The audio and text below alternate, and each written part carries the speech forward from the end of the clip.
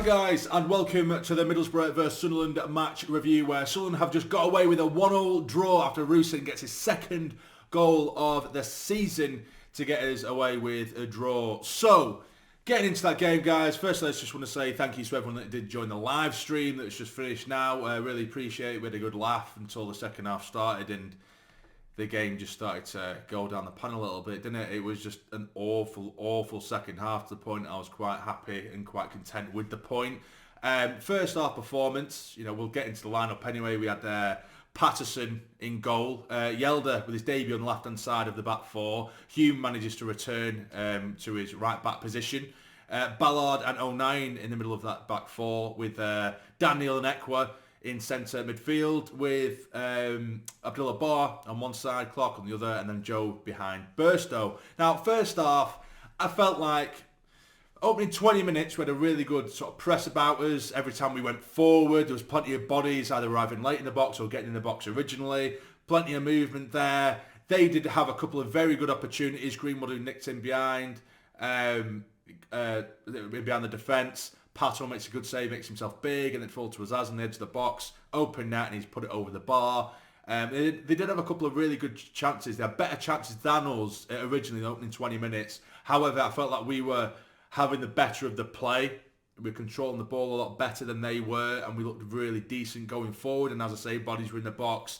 It was just a few little scrambles here and there without really testing them.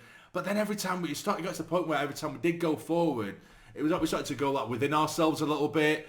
The amount of times Abdullah Bar got the ball on that right hand side, and then only Burstow was in the box, and there was no one else to be seen. Job just strutting and walking around at snail's pace. And I will say, on the topic of Job, and I keep saying this, he looks shattered. We keep saying that. Apparently Speakman has said, actually no, he's not tired at all. I don't know why people are saying this. If that's the case, he's just been shit. Because honestly, the lad, he was losing the ball for fun. He was walking around the pitch, and I've said this the other week in a review, where he knows which man to track, and he'll track a man when they're on the counter-attack, but he is jogging. It's not like he's in a professional game of football. It's like a five-a-side where I can't be arsed anymore, do you know what I mean? And it is honestly like that. It is so lazy. It's either that or he's just stupidly slow, and that's actually him going at full pelt, and he's going in slow motion to my eye, to the human eye, do you know what I mean? But either way, we did start making chances after a half decent 20 minutes. Bar cut inside from right to left, he's hit it straight to the keeper. Another one where Bar does get it to the byline, does his man, and then it's a good 2 or 3 seconds where he just stops the ball and is looking at the keeper in a really tight angle. Ekwa's arriving late, he refuses to give the pass, and he just slams it into the side netting. It's just poor choice making. But then another one where Job actually does do well to get it to the byline. He shuffles the ball inside for Clark, who twists and turns his man, pulls it back for Abdullah Bar, totally open goal. We've got one man in the centre of the goal on the line, and of course, our luck, he just hits it straight at the man. Just taps it straight to the man who's on the line, and they managed to get away. Good defending, you could argue, but Jesus Christ, it would have been harder to miss, and he's achieved that. But yes, the second half comes out, and after what was largely a very positive first half, Yelder for me on the left-hand side of defence, I think he was very good. A couple of times that he kind of lost that in possession, but as did everyone on the day. But he looked very comfortable on the ball. He didn't look out of place whatsoever. It's a bit more no-nonsense for me, which isn't necessarily a bad thing. He's a bit more no-nonsense in terms of he won't put us under pressure. If the pass isn't on, he's not going to sort of turn back and try and take on a man too often, or try and get a quick sort of 1-2 with someone. He will just pump the ball forward, and I don't mind that. I think that's actually quite refreshing. He was hard in the challenge. He had a little bit of pace on him when on that right-hand side when Ayling was trying to do him, or other players were trying to do him. He was tracking back really well and getting in front of his man, nicking in, and he largely did. I think it was very, very solid. Very solid. So I'm really pleased with that. I think it's quite a shrewd signing, to be honest with you, if he can keep on putting performances like that. I felt quite, within 10 minutes, I was saying on the live stream that he looks really impressive, really short of the ball. Second half, we came out, and I feel like the tempo dropped considerably. We were shifting possession so easily. They were having large chunks of possession, which you'd expect away from home. A team like Borough, eventually they're going to maintain possession for a bit and through periods. But when eventually we wouldn't hit the ball off him, it was just straight back to him. The turn of possession, it was far too easy. It was lazy, no movement, zero press. And after 10 minutes in that second half, I was screaming on the live stream saying something needs to change. Beal is watching this team again, rather than being the proactive manager, he's the reactive manager or coach, however the fuck you want to name it. He's watching the team slowly go downwards, slowly play worse. No one on the fucking planet is watching this team at the moment at that point saying, thinking, this is the way forward. This is how we need to keep playing to get a win or to get something here. Because we were getting worse and worse and worse. We hadn't got the ball in the Borough half until I think the 67th minute. We were literally just sitting back and the turnover of possession was pathetic. No press, allowing them everything, and eventually they get a free kick.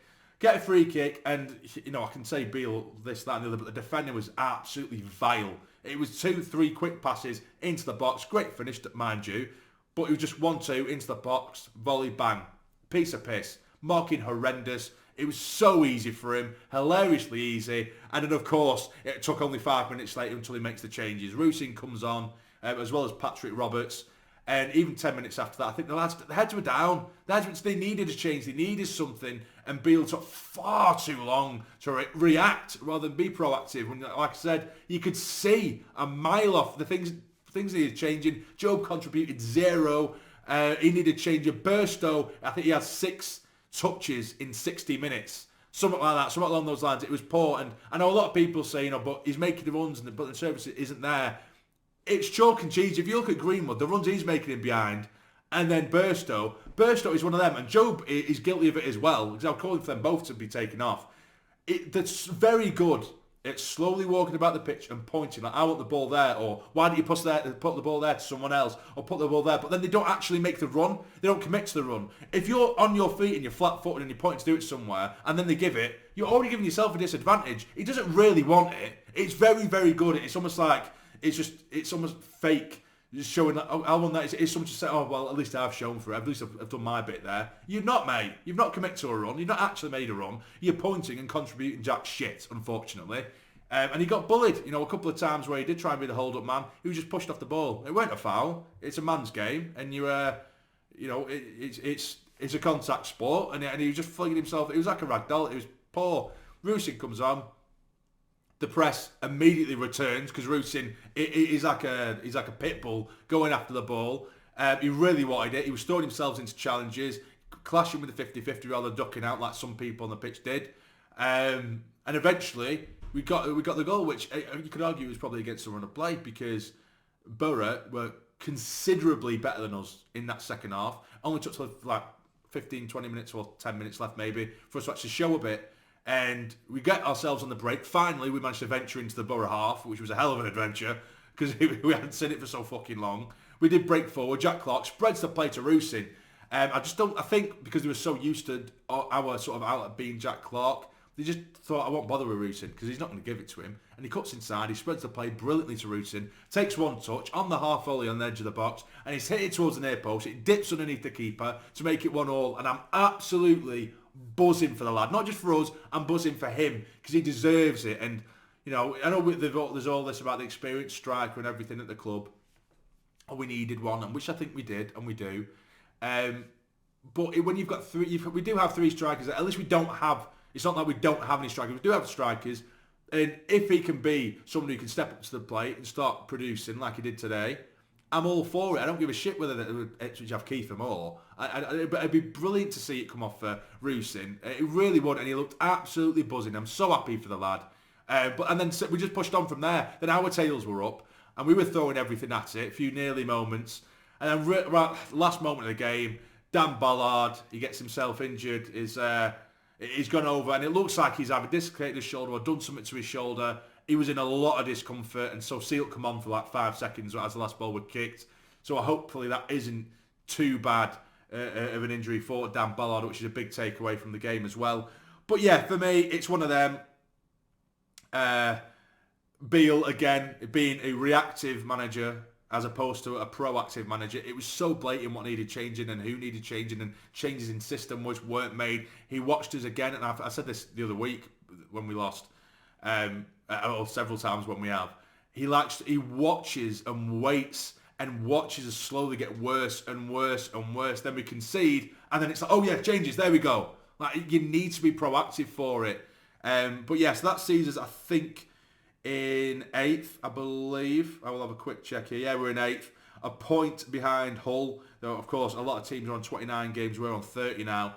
But we're still in the mix. And first off, I think there were positives. Yelder, for me, is a massive positive. He just looks so comfortable and assured. And he wasn't ducking out of any challenges. And as a lot of you guys will know, I love a player who does not duck out of challenges. I absolutely despise players who pretend to put a foot in and dip out. I hate that. A few players did that today. But in the end, it's a point. From what was an absolutely horrid second half, I'll take it. So it's a point. But that's it, guys. What do you guys think? Let me know in the comments down below. And if you've enjoyed, hit the like button for me. It'll be massively, massively appreciated. And subscribe to the channel if you're not already to become a fully fledged member of the Sarny Army. Enjoy your Sunday. Stay jammy.